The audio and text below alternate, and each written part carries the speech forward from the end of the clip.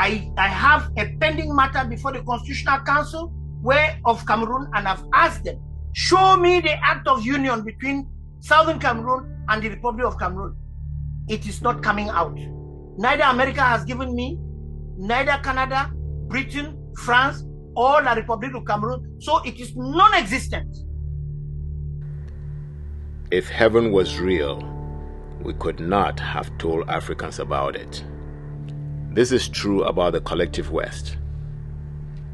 My name is Augustine Ambe.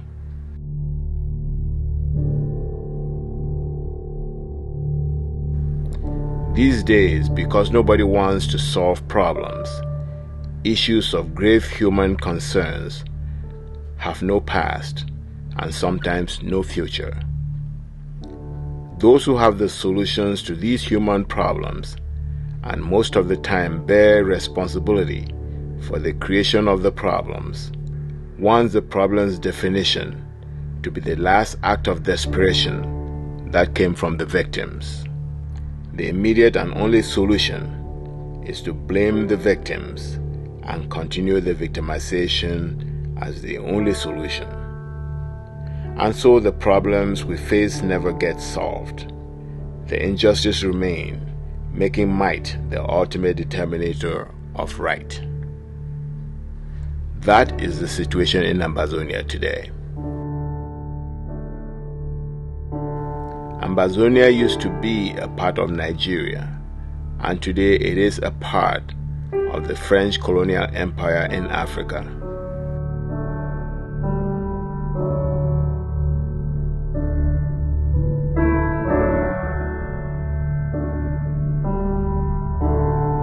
Our idea is to make our point heard. It is now more than a month that we have been on strike after having notified the government about our dissatisfaction with the erosion of the common law.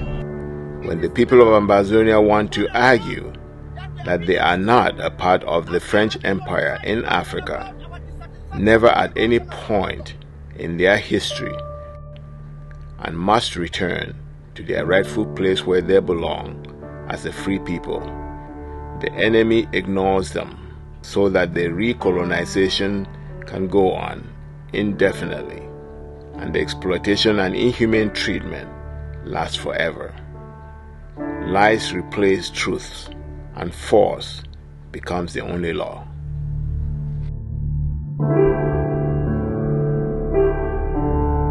I got hold of a note from South Africa written by an Ambazonian patriot to Barrister Bobga Mbuton, the Ambazonian patriot lawyer who challenged the colonial and occupational forces to show the Union Treaty that made Ambazonia a part of the colonial empire of France in Africa. Barrister Bobga, revolutionary greetings and hoping you are keeping well. As I write to you now, with the intoxication of our leaders in this liberation war, due to personal political ambition, self-interest first and above collective and national interest, egos and leadership ignorancy. If Ambazonians still have any or only a few honorable leaders, then you, Barrister Bobga, is one of them. If Ambazonians still have any voice that they can listen to and pay respect and honor, then one of the voices is that of Barrister Bobga. We are gentlemen, we are peaceful, and we have never meant any violence. If you are the Bobga that started this revolution at home, then don't fail Ambazonians. You started at home asking the occupational Yaoundé regime to return to the table for the 1961 referendum for the purported union between both countries. We in South Africa were closely monitoring the situation. When the barbaric regime unleashed its aggression on our people at home, we called Ambazonians in South Africa in a town hall meeting in Johannesburg. And in that meeting, we decided that though you at home were demanding to return to the table to negotiate for federation in respect to the 1961 Union Treaty, we are no more for any referendum with French Cameroon as from now. We decided in the hall that as from now we are for the restoration of our independence, and that was it till today. We organized the first protest march to South African Parliament in Cape Town and handed our memo for the decision we had taken to restore our independence. The second protest was at La République du Cameroon's embassy, Pretoria, and the third protest was at the UN regional office in Pretoria. It was after these three protest marches in South Africa that Ambazonians in the US and Europe came on board, and that is how our revolution was internationalized. It's my humble plea for you to stand up and speak out now to Ambazonians for unity and collaboration. I believe you are still the Barrister Bobga who started and led this revolution at home. This is high time than never before in this revolution, since these diaspora leaders are putting first their political ambitions and personal interests above our collective survival and national interest. You have to stand up and speak out for unity and collaboration. My belief and trust hasn't fallen away from you. Don't disappoint Ambazonians and me as an advocate for unity and collaboration right from day one of this revolution, because I foresaw what we have been and still experiencing in this liberation struggle till now. And from that beginning, I started working hard for Ambazonian unity and collaboration till now that I am writing to you. With our sacrifices, commitment, and determination, God is with us and will take us cross River Jordan into our freedom. Forward ever, backward never. In the face of these kinds of appeals, I was prompted to engage lawyer Bobga to speak as the man who 7 years ago started a rough and tumble journey of returning home in the face of distractions from within and distractions outside Ambazonia. With that said, Barrister, let me narrow down to Ambazonia. I just want to ask you a few questions and then get your clarity on it. I think in there's a show we produced before the Canadian event took place, and I think we kind of updated up to that point. The Canadian event, you have to be very, very specific. What is the Canadian event? No, the so-called talks that were holding in Canada. You have to be specific because Canada is a big country. It has relationship with several places. A lot of things go on there. You have to be very specific that the so-called talks between the Republic of Cameroon and Ambazonian representatives, quote unquote. I like the quotes there because I think we've clarified that the so-called Cameroon Ambazonian representatives were agents of were blacklegs. I'm reluctant to use the word blacklegs. There are people who have been blackmailed because their own atrocities, even against Ambazonians, are so heavy that what they are doing is saving their head by allying with the enemy. And yes, it is always nice to throw in the little caution that you did. But it's funny how, there's no honor among thieves. There's a piece where Capo Daniel, I think his name is Ngong Emmanuel or something like that, came out and stated very clearly that Chuayaba was, he's told that story. If people haven't heard it, they should go and look at the tape. Because some of the things that we speculated, adding some of the truths that we heard, he came out as somebody from the inner circle there to declare how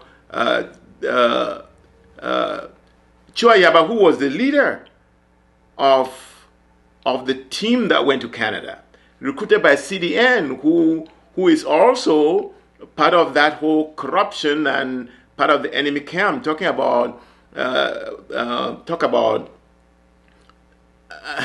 you know what they wanted to, what the West wanted to do with Nigeria against Niger. It's exactly what CDN is. They're using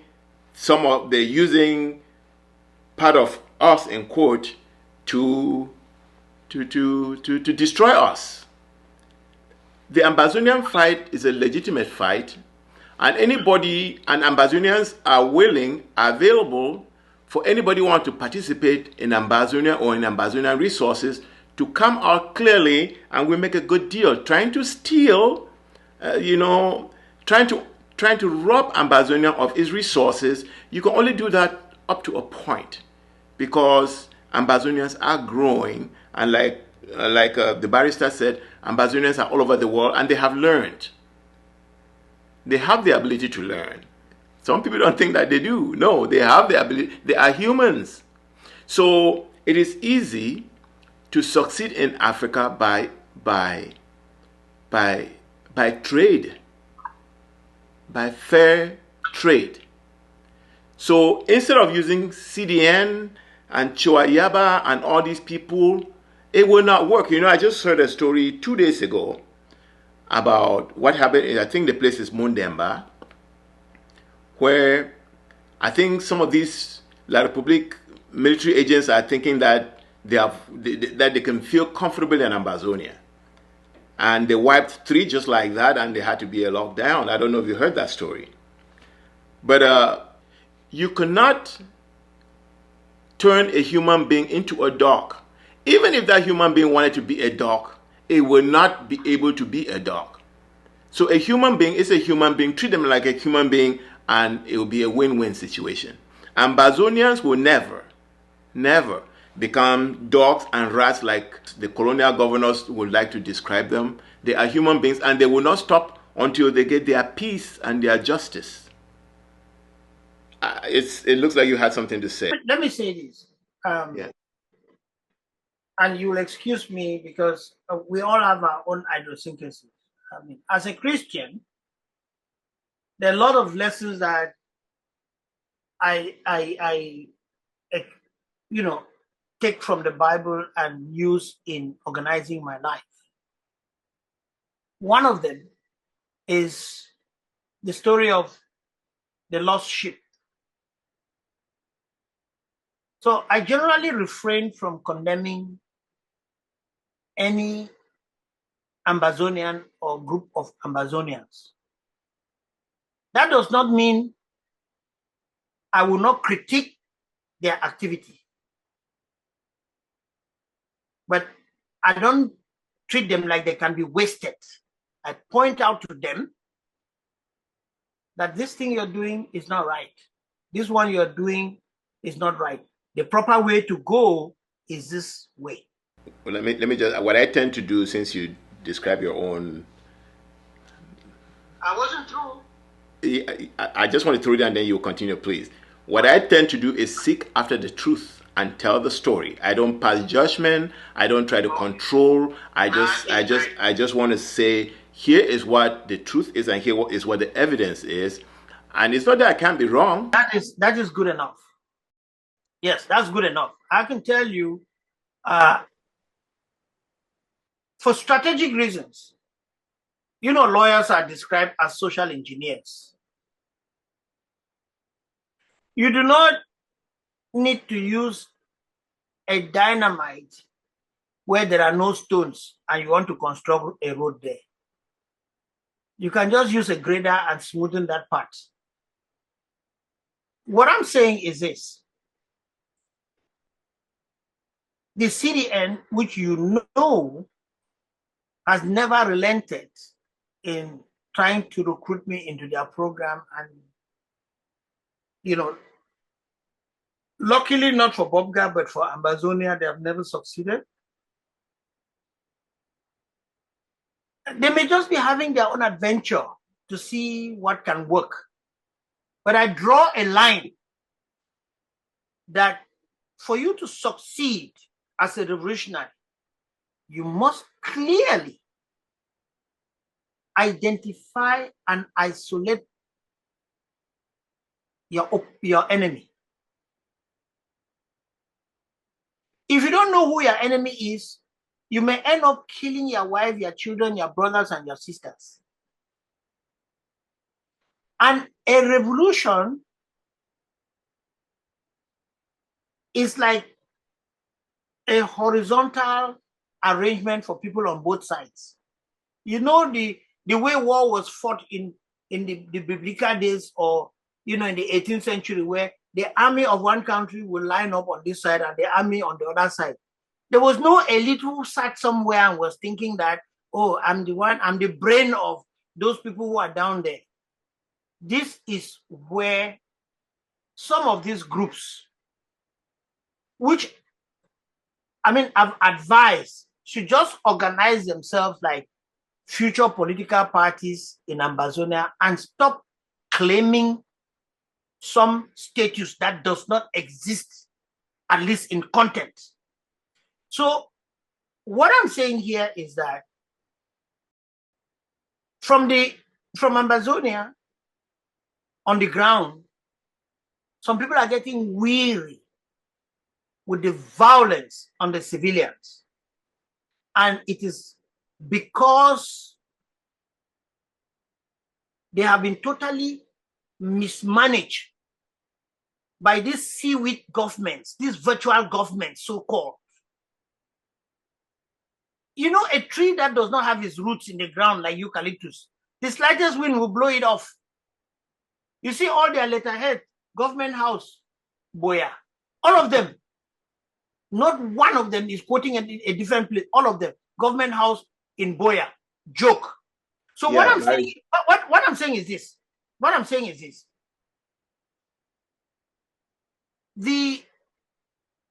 Every mischief has a cycle. The cycle where it blooms, where it starts eating itself from inside and coming out, and exposes itself and fizzles out. That is exactly what has happened with one of those groups that Capo Daniel came and was exposing. But I don't want to discuss those individuals, because I told you in one of our private conversations that I have decided to hold myself as an eagle. I do not fly low where the pigs dance, so that the mud, the splatter, should not touch my clean feathers. And even the fish that is swept by waves, I don't touch them. I eat my fish by fishing in the high seas. Wild caught. So I consider all those things as distraction. We just need to focus on a systemic analysis to understand the present by pulling from the errors of the past and redesigning the way forward. The Way Forward, redesigned by Barrister Bobga Mbuton, states that today the Ambazonian project is trapped in a thick, foggy passage where visibility is extremely impacted, so much so that hope in the most hopeful seems to be threatened. The situation has arisen on account of a failure to consolidate thoughts of the theory of Ambazonia with a view to providing a solid conceptual base upon which to anchor a well-thought-out strategic plan after a meticulous baseline study. The matter has been compounded by the excitement and recklessness of especially the Ambazonian diaspora that decided too soon to fly with the fragile wings of narrow-minded or selfish strategies supplanted for national liberation strategies. The hope of repentance, recovery, and refocus are, however, not completely lost. It is still possible to overcome the initial excitement, purge ourselves, that is, those afflicted with the power delusion, from an unripe age of the revolution. It is quite feasible to take a revolutionary deep breath and reconcile ourselves with our errors, strategically reposed with thought-through correctives before pushing on. There are already signs of this happening but not yet in an organized manner, and still void of a comprehensive and dynamic strategic plan, especially with the constantly changing parameters dictated by geopolitical exigencies.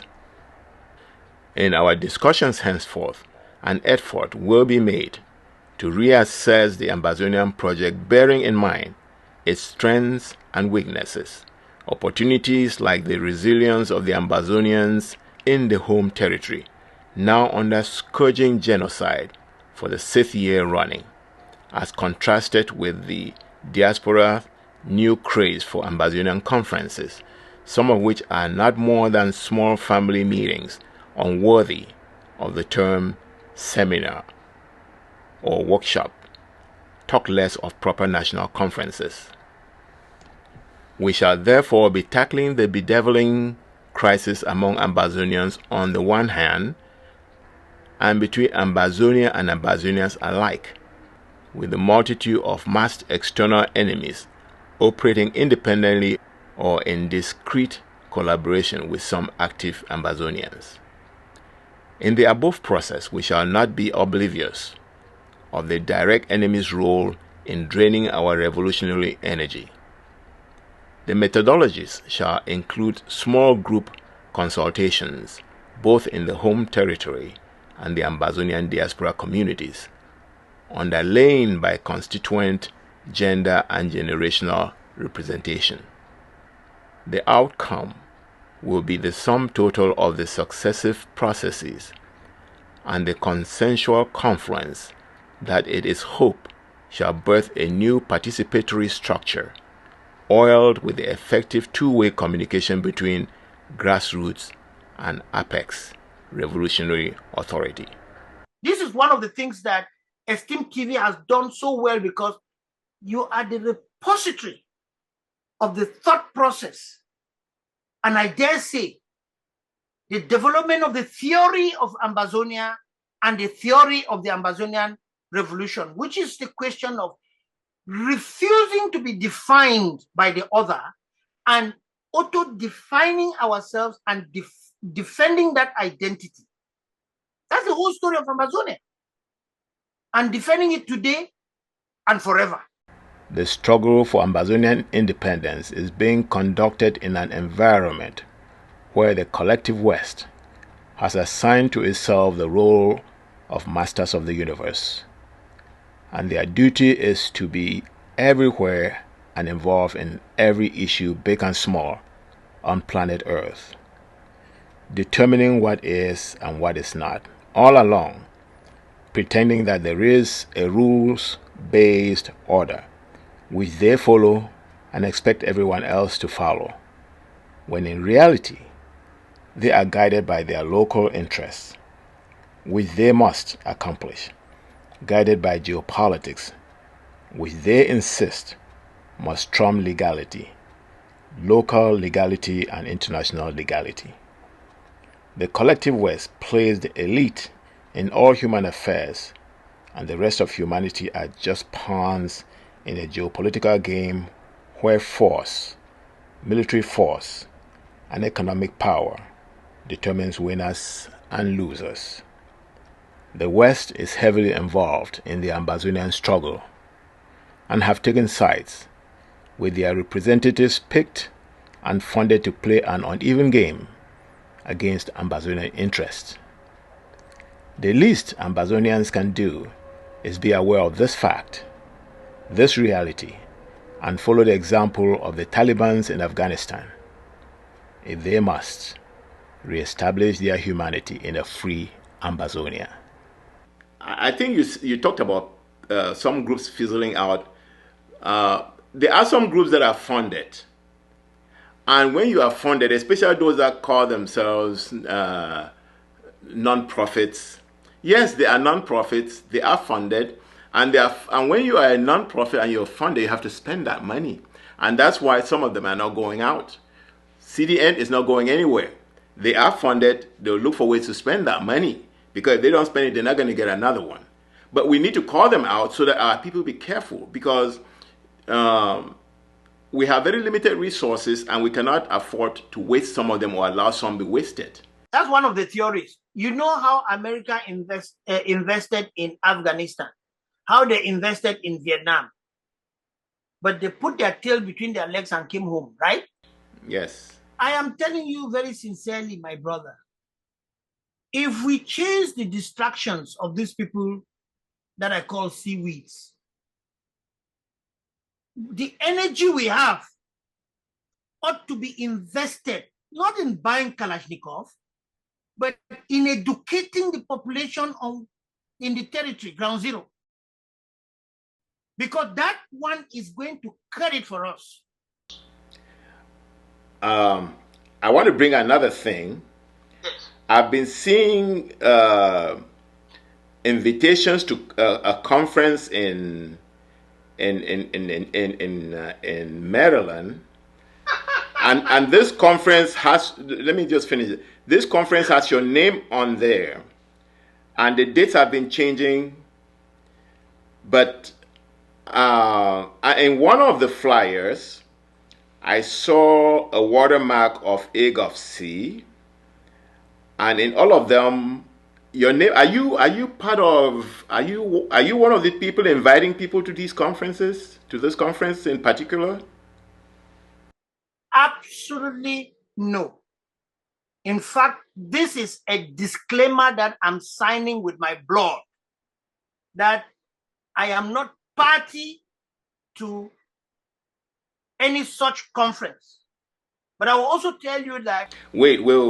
So you're saying that your name on this, I've been receiving this with your name on there, and... It was put there without any consultation or consent. And I know the person who put it. And as a gentleman, I approached this person, I said, take my name off. The person sending this to me is Nebafontaine, Dr. Nebafontaine. I can tell you more. Just let me tell you. Okay. And I think all the groups that are scampering to organize Ambazonia Unity Conference, not one of them has been operating without seeking my name, because I am fuel.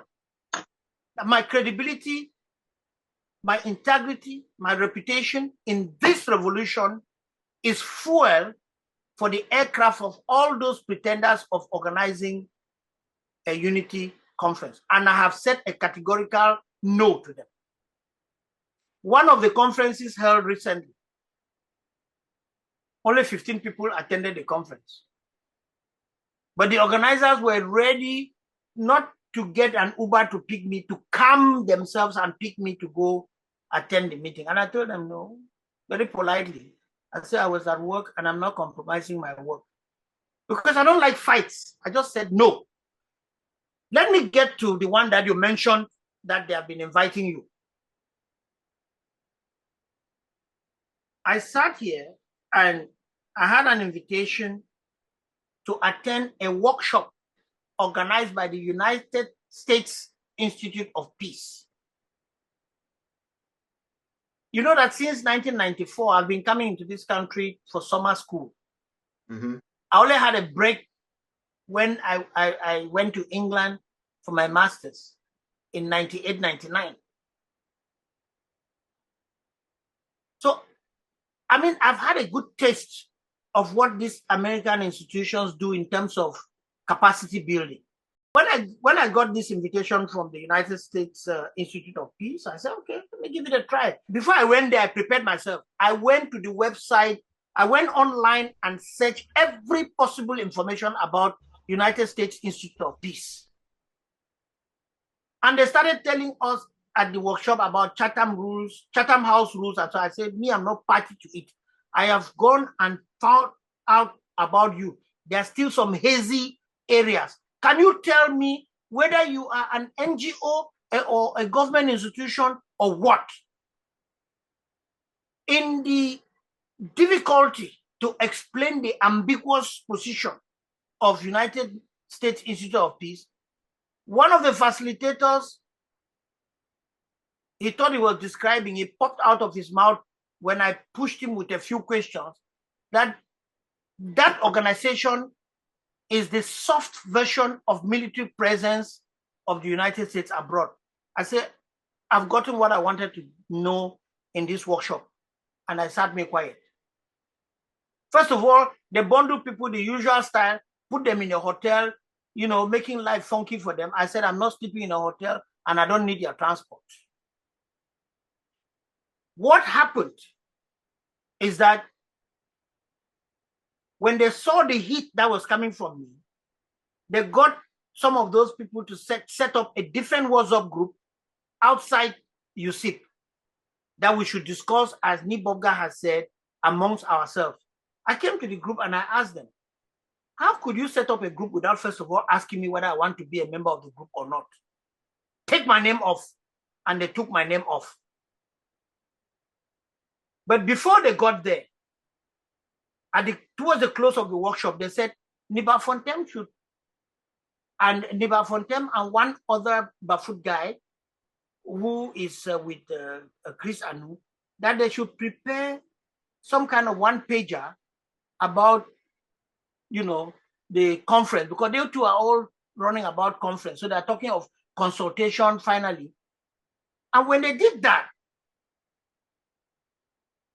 the whole group said, when you people draft whatever you are drafting, give it to Barrister Bobga to look at it and tinker it where he thinks that it will be necessary for the group. Mbuton made sure that it never came to me. In fact, he never even shared it with the other Bafut guy, Mike Fusi. So what I did was, I prompted Mike Fusi to ask him that, why is he keeping the thing secret? And I was worried. So I went on my computer and I drafted something and sent to them. I said, look, this is the line of action. I even scanned it. It was manuscript. Mbuton quickly said, I'm going to type it and send it to you. Till today, he has not typed it because he had a secret agenda. He started planning for a conference. And to tell you the nexus between Mbuton and what you saw, Egg of Sea, in the watermark on the document he is using. A few days ago, I've received about 50 calls from around the world, including Ground Zero. Bobga, how come we are hearing the leader of Egg of Sea calling you the most corrupt human rights lawyer from Cameroon? I said, watch out. I am an eagle. I don't go close to the dance of the peaks. So I'm not going to respond. But rest assured that I am not party to what is going on there. And right. I have written to Fontem consistently. I wrote to all the people who were in charge of that their WhatsApp group. I said, please, please, please. I even wrote to the staffer of USIP. I said, advise these people that I don't want my name flying with that their nonsense. In a meeting where they had one person leaked it to me that Fontem said, don't mind Bobga. Everything he wants that everything should be about him. And I looked at the Fontem and I just pitied him because I'm still keeping my recollections on him for another day, because he is a slimy snitch, and the proximity of his attitude with the noise from the leader of Egg of Sea is beginning to give me the impression that they must belong to Ngumba House that is having handlers in La Republique of Cameroon. Okay, that's where I put. Let me ask you this really quick. So what is the purpose of all these conferences? And I ask that question because as far as I'm concerned, if you really design a strategy for Ambazonian victory in this struggle, the diaspora has a very specific role. And that role, these conferences and these seaweed governments that you call them, that's not a role. That's not a role. So to you, what is the purpose of all these conferences? The purpose of those conferences are not far-fetched. Those conferences are sponsored, right? Okay. The majority of Ambazonians are in United States. The majority of Ambazonians in the diaspora are found in the United States. What is the rationale for taking a conference that concerns Ambazonia to Canada? It is because the Americans want to stay clean of it, even though they will take benefit of it. So they're using Canada. And of course, the presence of Quebec means that France is passing through Quebec to deal with that. That's my assessment. And they simply want to dress up a few Ambazonians for acceptability to the foreign interests that are the principal enemies of the identity and nationhood of Ambazonia. Okay, so the sponsorship is not by Ambazonians. No. Okay. I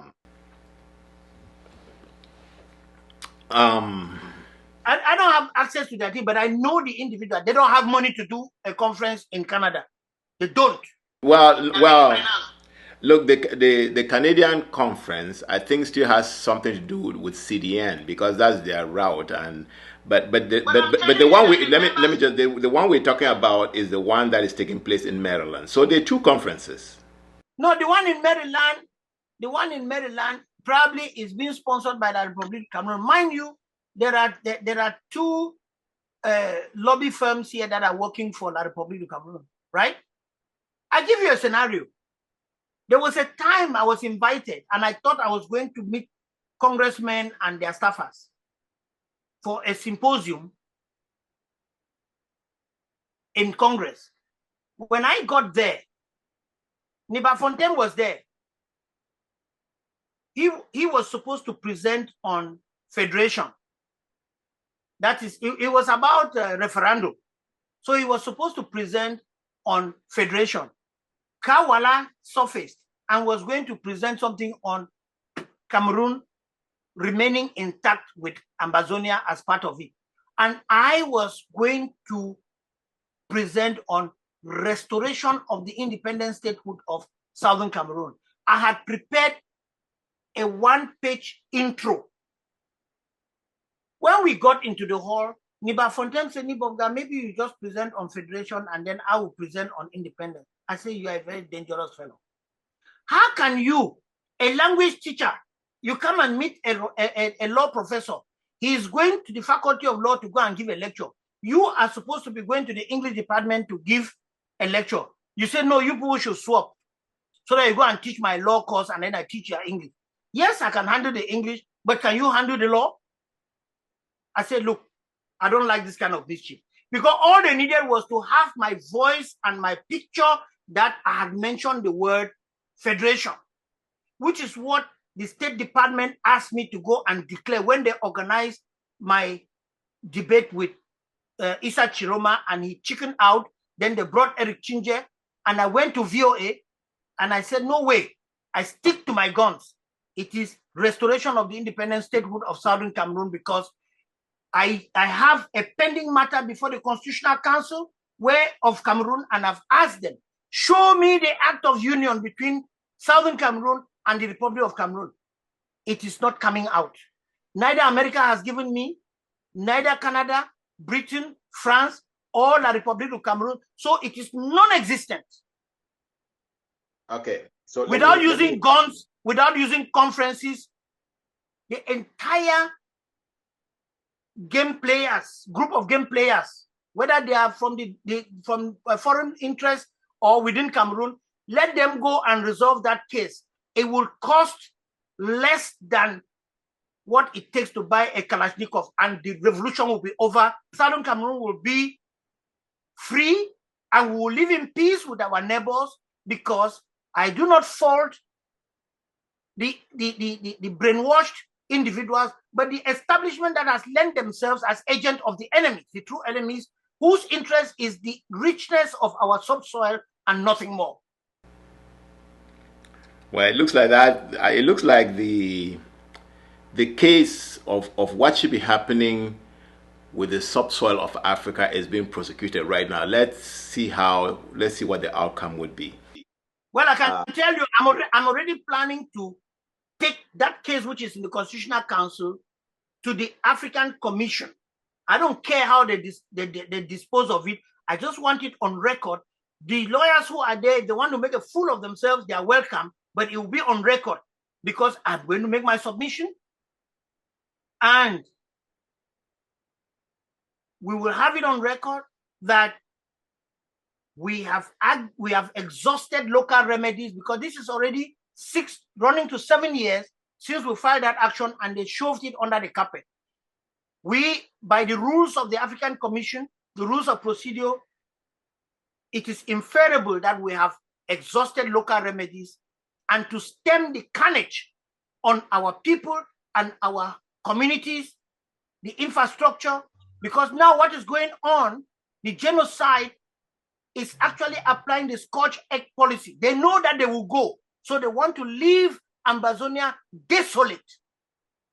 And quite unfortunately, the people who say they are promoting democracy and human rights, they are partners to the executioners of this scorched egg policy. What a shame for the United States. What a shame for Canada. Yeah, it is unfortunate. Let me ask you this, Barrister. And I know there's not enough time for this, so we may have to come back to this. What's your own plan? How do you want to see us prosecute this whole Ambazonian thing? I know you just talked about the Human Rights Commission. What is it that you're suggesting other than what these foreign sponsors are sponsoring in terms of Canada and conferences? What plan do you have? How would you? All these splinter groups should hold their horses. A revolution is different from politics. People are fighting for power. My generation, I want to think, because I'm speaking for myself and a few others like you who are on the same page with me, is that we urgently need to reorganize ourselves, not through the conferences, because those conferences are climbing the palm tree from the middle. It cannot work. If you use an helicopter to go and start climbing the tree in the middle, either the blades of the propeller will cut the palm tree and you will have nothing to climb, or you will crash. I don't even think they're climbing the same tree like Ambazonians are climbing. Well, let me quickly go. I think they're trying to impose something else. Excuse me, we don't have a lot of time. Yes, go ahead. They are not trying to impose because our strength is incredible. They want to destroy. I have a pyramidal setup. We need to, and we can, organize our grassroots. We need to get our traditional rulers who are now captives. We need to get our traditional rulers with reliable people like the son of Bafut, who have discharged their office of leader of the people with flying colors. We need to get them to organize our local government areas, and they elect our traditional representatives to form the Revolutionary Constituent Assembly. And these people will elect people who will represent us at the level of the county. And we shall bring them together and they will select the people we shall call delegates of the county council. And then you go to the next level. All the veterans with positive, constructive, and productive ideas about Ambazonia, who have been in the trenches of this struggle.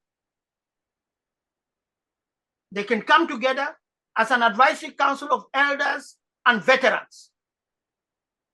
And then they will choose in a reorganized structure, which is already being spoken by most people without knowing the content. the coastal zone, from the present-day Indian division to Fako, they will use the same process to give us a leader. We don't care who the leader is, because we shall draw up the rules. The leader has to work with the rules, by the rules. If he doesn't work by the rules, he would step out and they will bring us another one. Is this a post-war plan or a war plan? Because we're in a war right now. No. Let me tell you, war cannot be disorganized. We have people working in pockets of places. First of all, you know that I am absolutely non-violent. Non-violent does not mean zero defense, because even the international human rights instruments empower anybody who is attacked unjustly to defend himself. So if you ask my opinion, all our fighting boys and girls, they should be described as Southern Cameroon police, with the mobile wing being the strike force and the metropolitan police force being the one that keep the peace in the cities. This is the direction I want, because if we talk restoration, what force did we have in Southern Cameroon? We had the police force. We didn't have an army. And that army proved itself to be more than the gendarmes. Let us restore it. Let us restore. We did not have 4 governments. We had 1 government. Let us restore the House of Representatives, the West Cameroon House of Assembly. Let us restore the office of the Prime Minister. Bobga is not interested in being the Prime Minister. I'm a sworn private sector person.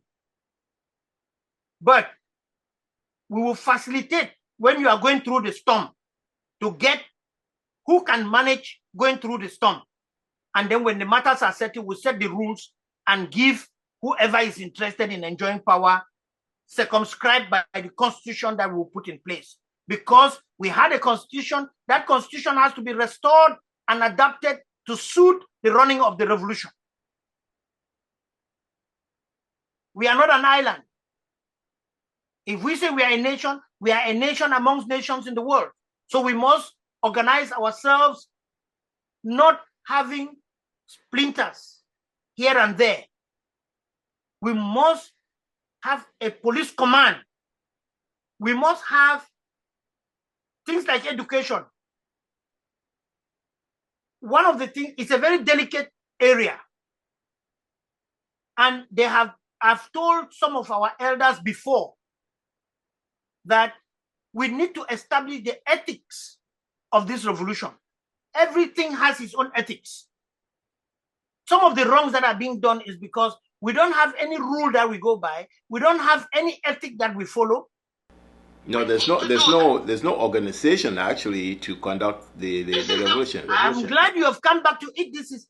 The revolution has to be, I don't want to pronounce it too much and make the enemy to go and be celebrating. We need to get organized, because that is the tool that the foreign interests are capitalizing on. I have a conflict map here, which one of the people put, they're only depicting us as encircled. I laugh, because there's an advantage that they don't know where to get us, but we need to quickly organize, because when it implodes in La République du Cameroon, we don't want to be like South Sudan and start fighting ourselves. But let me say this though. Let me say this though. I think these people went and captured the Naira 10 because they looked at them as the leaders of the struggle. So any person who is not talking to those leaders and is running around the world organizing conferences in Switzerland, in Canada, in Maryland, they're not ready to face the issue of Ambazonia yet. There you have to be careful, because my findings tells me that those leaders who were abducted, they were not arrested, they were abducted and illegally renditioned to Cameroon. Well, what I'm saying is that they have them.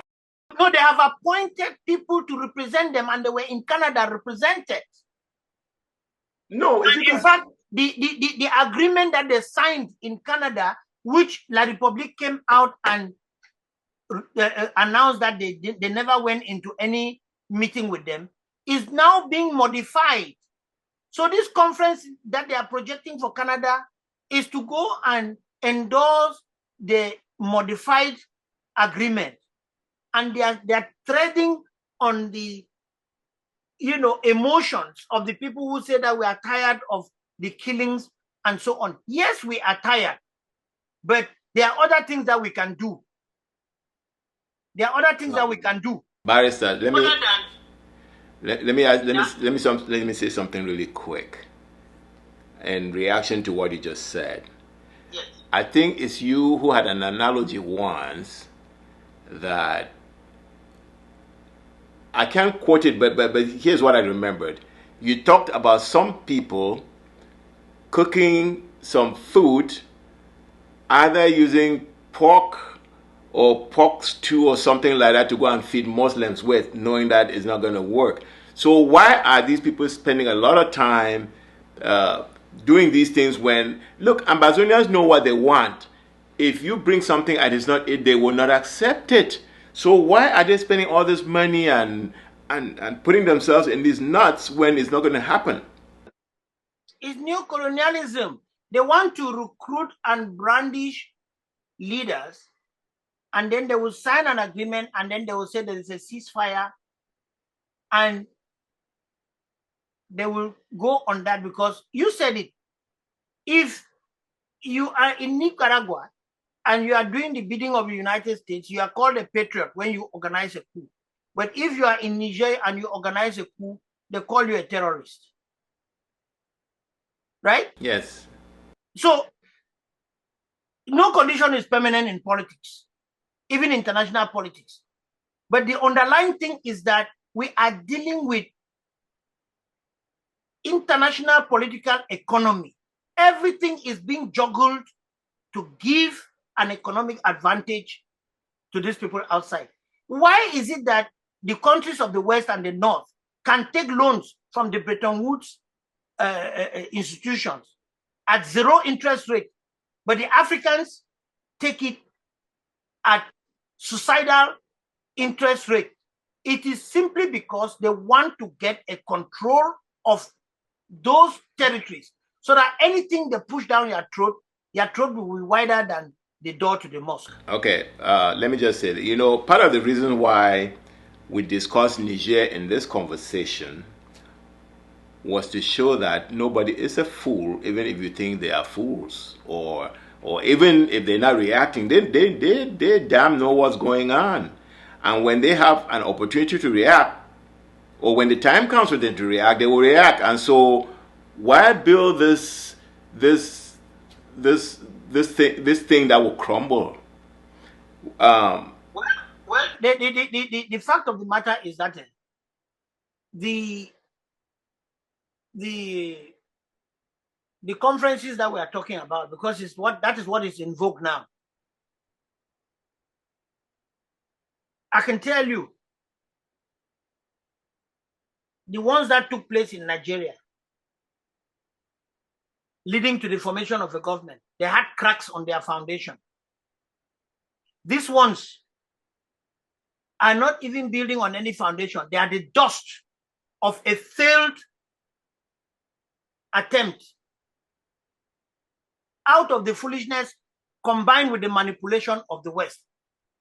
That is why I do not want to open myself to that distraction. I am more interested in us reorganizing ourselves, developing policies and procedure for the prosecution of the revolution. A revolution is not necessarily a question of violence. I want a revolution like Mao Zedong, educating the population to consolidate their resilience and rejection of what is bad for them. My last word is to Ambazonians, and that henceforth you should stop listening to these pseudo governments, these seaweed governments. Get yourselves organized at the grassroots Communicate amongst yourselves. Know who has the capacity to be your leader at the local government area, upwards to the county level. Goliath crumbled in Vietnam. Goliath crumbled in Afghanistan. We do not support terrorism, but we support self-defense and liberation. Leadership for power is not what Ambazonia needs. Leadership for service, with humility, with consultation with the population, and not consultation amongst the cartels that want power, is what is going to free us. And the people in the diaspora, those of them who have been frightened because of the harassments, take care of your family, but know that your family has an identity, and that identity grows into the identity of the nation they belong to, and nobody can take that from you. Keep marching on. Ambazonia is a reality. It will come to pass. I am ready. Not for power leadership that will lend me into a cheap tool of the West or Europe. Do not stay in your corner and say that you are looking for your dollar. What can dollar do for you? At the end of the day, the satisfaction that you have served your people, when you go before God, after you've exited this world, He's going to ask you, I made you a lawyer, I made you a doctor. What did you do to the people in the place where I decided that you should be birthed? Know that at the end of the day, we have to keep that account. And if for nothing, your contract with your God and your Maker should guide you to do the right thing for Ambazonia. For the Americans, review your policies. Discuss with us. Let us negotiate at par.